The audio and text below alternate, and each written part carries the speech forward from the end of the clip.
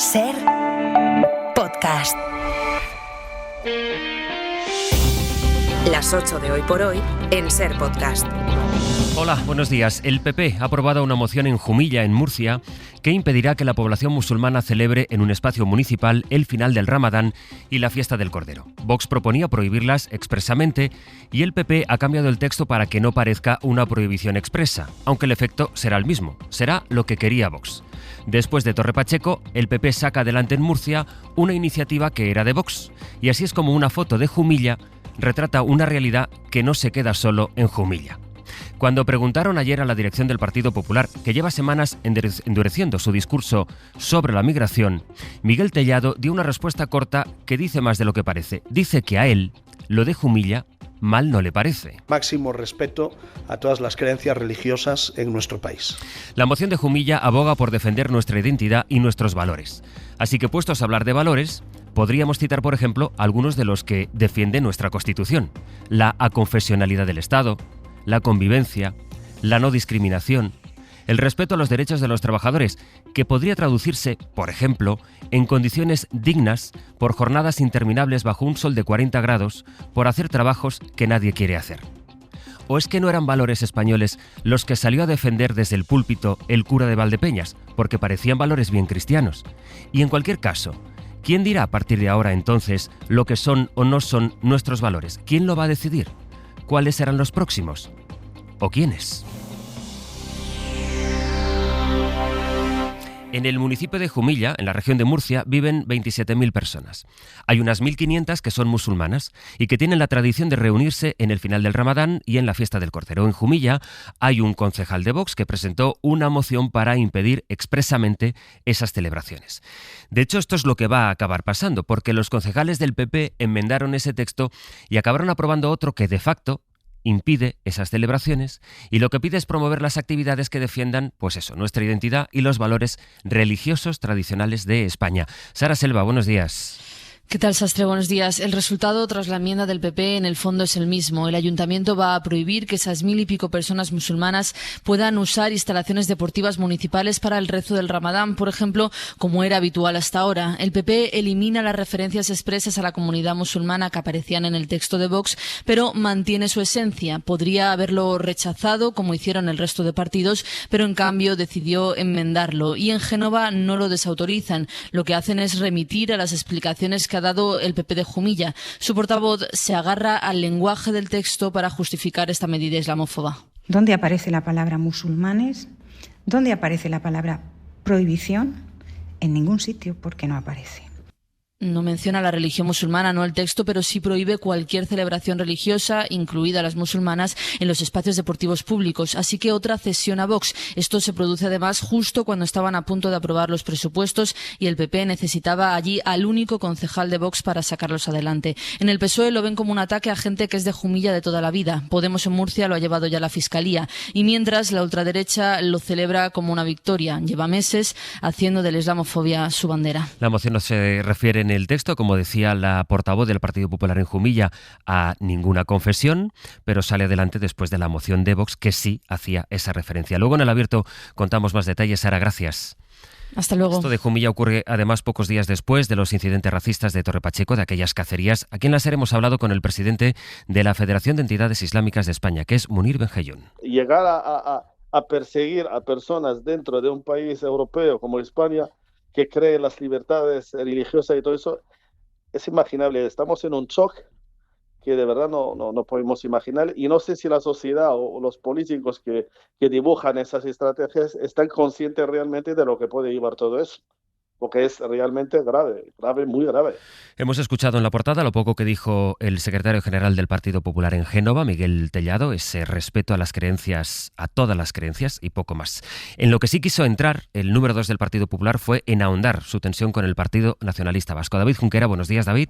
Hola, buenos días. De forma que además de la inmigración, este parece ser el nuevo eje que ha escogido el PP para su discurso de este verano. O sea, hacer inviable cualquier acercamiento con el nacionalismo vasco, lo que en la práctica deja el terreno para que solo le sea posible al PP plantear acuerdos con Vox o con Junts. Eso es, exacto. Fue Tellado el que inició las hostilidades tuiteras y es Tellado el que no parece dispuesto a cerrarlas. Y como comprenderá, yo no voy a permitir insultos ni al señor Esteban ni a nadie. Y por lo tanto, ¿me dio o no el señor Anchón Alonso en la investidura de Pedro Sánchez? Creo que Aitor Esteban está metido en un gran lío y creo que cuanto antes dé las explicaciones correctas, mejor nos irá a todos.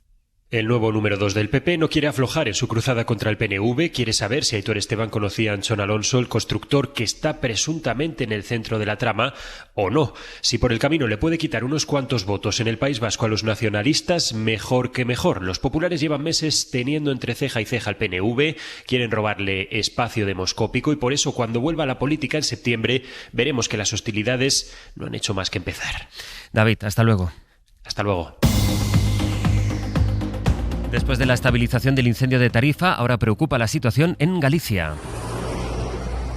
Esta madrugada llegaban a Pontevedra, a Salceda de Calesas, efectivos de la Unidad Militar de Emergencias para colaborar en la extinción del último incendio que se ha declarado en esa comunidad, donde todavía hay otros 5 fuegos. Mientras los agentes detuvieron ayer en Ourense a un joven de 28 años, al que pillaron infraganti tratando de iniciar un nuevo foco. Estas altas temperaturas hacen que España esté en alerta por riesgo de incendios, mientras en Francia el gran incendio que asola al sur del país ha arrasado ya 16.000 hectáreas. Ha provocado la muerte de una mujer y más de una decena de heridos. Hay, por el momento, 500 vehículos, más de 2.000 bomberos que están trabajando para poderlo apagar. La situación es de máxima gravedad, una catástrofe sin precedentes, según dijo ayer el primer ministro del país, François Bayrou, hasta tal punto que el Ejecutivo Comunitario, Bruselas, ha ofrecido su ayuda al gobierno francés. Vamos en directo a París. Lucía Riera, buenos días.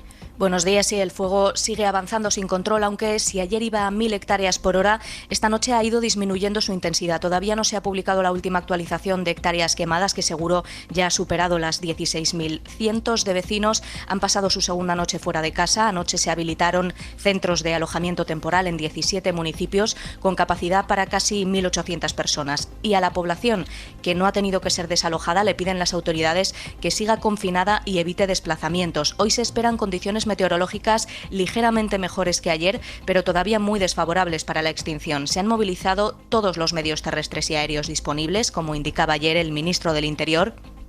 Les moyens sont massifs, comme disait el Premier ministre. On a 2.150 sapeurs-pompiers, avec 600 Y hoy además se van a sumar a esas labores decenas de militares y 3 helicópteros, pero todavía Francia no ha solicitado la ayuda que ofrece la Unión Europea. Ese podría ser el siguiente paso. Las víctimas que deja este incendio ascienden ya a 14, 11 bomberos y 2 civiles están heridos y una mujer de 65 años murió en su domicilio la noche del martes porque se negó a evacuar la zona. Además, 3 personas han sido señaladas como desaparecidas de acuerdo al último comunicado de la prefectura. Ampliamos a las 8:30, Lucía, gracias. Hasta luego. Aquí en España poca novedad con el calor esta mañana, Adrián Cordero. Sí, suben las temperaturas en todo el país, sobre todo en el Alto Ebro. Destacan, por ejemplo, ya los 36 grados de Vitoria, los 39 grados previstos en Pamplona, en Zaragoza, 40 grados en Zamora. Un día más las temperaturas más altas en la mitad sur, hasta 42 grados, por ejemplo, en el Valle del Guadalquivir, 41 grados en buena parte de Castilla-La Mancha, sobre todo en Toledo, en Ciudad Real, 40 grados en Madrid. Siguen subiendo las temperaturas, hoy también en Canarias, cerca de 40 grados. En el sur de Gran Canaria, el pico de esta ola de calor lo esperamos para el próximo fin de semana. Donald Trump le dio unos días a Vladimir Putin para que terminase con la invasión de Ucrania. Esa invasión, la verdad es que no ha terminado, sigue. Ahora, sin embargo, la noticia está en que Donald Trump, el hombre que primero humilló a Zelensky en el despacho Oval y luego amenazó a Putin con los aranceles, ha anunciado que se quiere reunir con Putin para acabar con la guerra. Él mismo dijo anoche que esa reunión puede que sea muy pronto y el New York Times ha apuntado incluso que el encuentro entre Trump y Putin será la semana que viene. Es verdad que esta vez todo parece que se esté moviendo muy rápido porque Zelensky sí ve a Rusia más dispuesta y ayer el enviado de Washington a Moscú se entrevistó con el propio Putin en la capital rusa. Se les vio de hecho sonrientes en las imágenes. Victoria García. Donald Trump explica que la reunión de su emisario Witkoff con Putin ha tenido importantes avances y buenos resultados. Very good prospect that they will. And we haven't determined where, but we had some very good talks with President Putin today. Que llevarán a un encuentro en un futuro próximo con el líder ruso y posteriormente se uniría a la mesa el presidente ucraniano Zelensky, pero no ha hablado de acuerdo alguno. Quien sí lo ha hecho es su secretario de Estado, Marco Rubio. Dice que el acuerdo con Rusia aún no se ve en el horizonte, pero al menos ahora saben qué quiere Rusia exactamente. Y ojo, porque pone a la parte ucraniana respaldada por Europa. Así se lo han transmitido en una llamada telefónica que ha tenido Donald Trump con varios líderes europeos y con el presidente ucraniano. Las condiciones de ese alto al fuego no las ha explicado porque las posiciones de Rusia y Ucrania están bastante lejanas en la mesa de negociación. Recordamos que Rusia solo se comprometía a parar la guerra si se quedaba con los territorios que ha ganado en el campo de batalla. A pesar de ese encuentro, Donald Trump dice que mantendrá su anuncio de sanciones secundarias contra países afines a Rusia esta misma semana. Es importante esto que planteaba ahora Vicky. Se habla de la posibilidad de un acuerdo o un alto el fuego, pero aquí la clave son las condiciones. O sea, ¿a cambio de qué? Mientras Trump centra la atención en Ucrania, hoy es el día en que entran en vigor sus aranceles, los que incluyen ese 15% de tasas para la Unión Europea y también incluyen castigos como los impuestos que ha puesto a Brasil, a Suiza o a la India por muy distintos motivos, a la espera también de saber cómo acaba su negociación con China, para la que se ha dado unos días más. Desde Nueva York, Leire Santos. Hoy entran en vigor los aranceles que Trump anunció hace una semana, entre ellos un 15% a la Unión Europea, y lo hacen en medio del caos porque lo cierto es que la Casa Blanca no para de anunciar nuevas tasas. Por ejemplo, este miércoles conocíamos que Trump va a elevar los aranceles a la India al 50% como castigo por comprar petróleo ruso. El ministro de Exteriores de la India respondía así, diciendo que van a estudiar imponer aranceles recíprocos a Estados Unidos como represalia.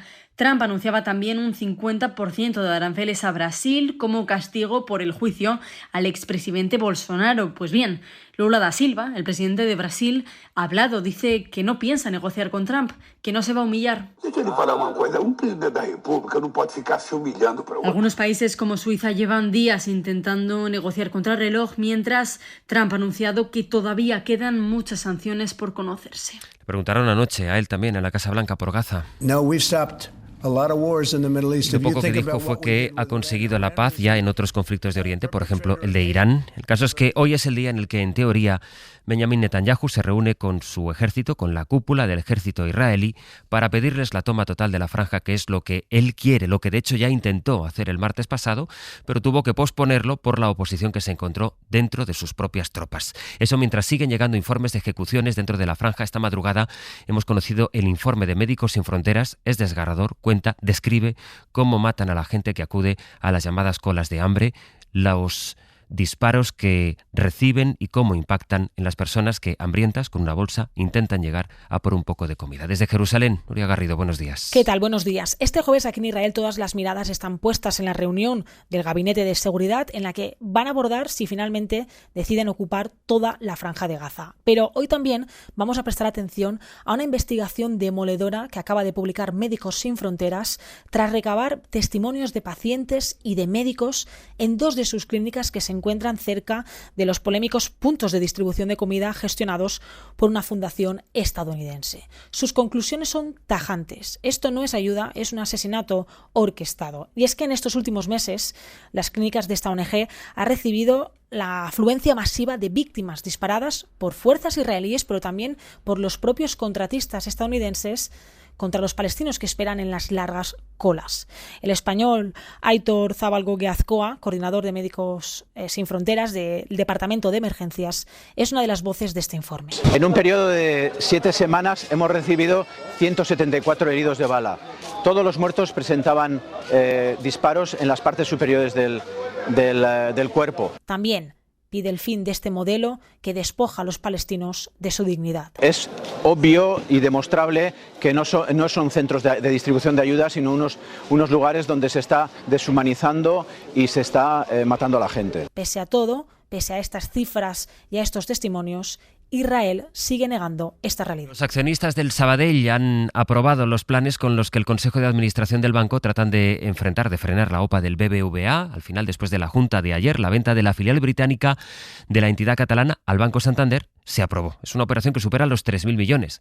Va a reportar un dividendo extraordinario de 2.500 para los accionistas que mantengan sus participaciones hasta principios del año que viene. Y así, el Sabadell intenta persuadir a sus accionistas para que no acepten la oferta del BBVA. Desde Barcelona, Pol Valero, buen día. Buen día. Los accionistas han avalado por unanimidad la estrategia del Sabadell para plantar cara a la OPA, que pasa por la venta de su filial británica TSB al Banco Santander por unos 3.100 millones de euros. Esto le permitirá al banco catalán tener dinero para entregar un dividendo extraordinario. Si no se es accionista en el momento del pago de este dividendo extraordinario, previsiblemente en abril de 2026, ya sea porque el accionista vendiera antes sus acciones o porque acepta la oferta de BBVA, si esta tuviera resultado positivo, no se podrá cobrar dicho dividendo extraordinario. Palabras del presidente del banco, Josep Oliu, que juega una de sus últimas bazas para evitar la OPA, convencer a los accionistas de que el Sabadell en solitario les puede dar más beneficios.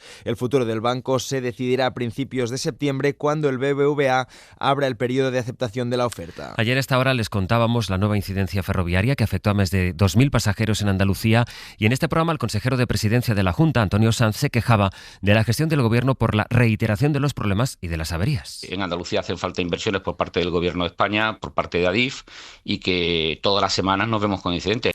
La semana pasada tuvieron que retirarse 5 trenes de los que el último modelo, último y polémico, los Talgo Abril, porque tenían fisuras. Son trenes que se estrenaron el año pasado y que ya provocaron, quizá lo recuerden, el colapso en verano. Los trenes, 30, se compraron en 2015 y otros fabricantes se quejaron por el hecho de que Renfe diera a estos modelos de Talgo su mejor valoración. Esto nos lo va a contar mejor Edu Hernández. Sí, fue el Partido Popular con Íñigo de la Serna como titular de Transportes el que en 2015 licitó este pedido de 30 trenes de alta velocidad que se acabó llevando Talgo. Al concurso se presentaron fabricantes como Alstom, CAF o Siemens, pero primaba la propuesta económica más que la técnica, y Talgo ofrecía un modelo sin experiencia previa y con una oferta que era un 43% más baja que el presupuesto anunciado. Alstom llegó a plantear dudas sobre esta adjudicación porque ofrecían un tren que sí que estaba rodando por España, al igual que Siemens. Aún así, según el portal Geotren, el Abril recibió entre 28 y 29 puntos a su favor con los dos modelos que presentó, puntuaciones bastante más altas respecto a las de sus competidores. Además, según recogía la semana pasada El Economista, el informe técnico de Renfe señala que el Abril de Talgo no era el que más capacidad ofrecía de viajeros, pero que, entre otras cosas, la posibilidad de acabar dando servicios low cost le terminó dando la mejor valoración.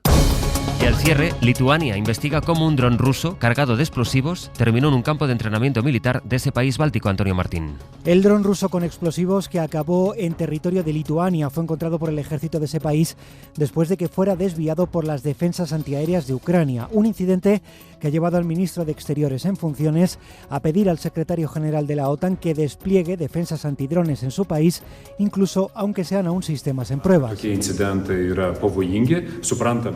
Este suceso es muy peligroso no solo para Lituania, sino para toda la OTAN, ha explicado el ministro, quien defiende que su país es el lugar en el que la alianza debe probar nuevos modelos defensivos por la amenaza de Rusia. Lituania es una de las principales bases de la OTAN en el flanco oriental de Europa. Ahí hay un contingente de la Alianza Atlántica liderado por Alemania y sus bases aéreas son utilizadas a menudo por los cazas de este organismo. De la situación internacional y también de la nacional lo comentaremos en 10 minutos en El Abierto con Ruth Ferrero, Cristina de la Hoz y José Enrique Monrosi. Para no perderte ningún episodio, síguenos en la aplicación o la web de la SER, Podium Podcast o tu plataforma de audio favorita.